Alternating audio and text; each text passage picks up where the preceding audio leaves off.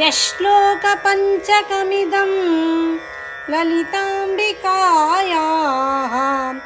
सौभाग्यदं सुललितं पठति प्रभाते तस्मै ददाति ललिता झटिति प्रसन्ना विद्यां श्रियं विमलसौख्यम् अनन्तकीर्तिम्.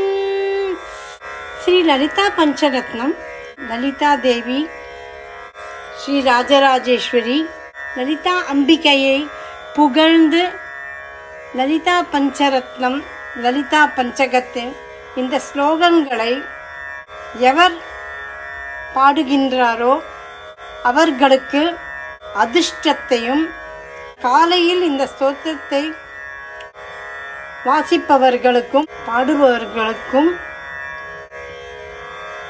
ஸ்ரீ லலிதா தேவி விரைவில் கருணை காட்டுகிறாள்.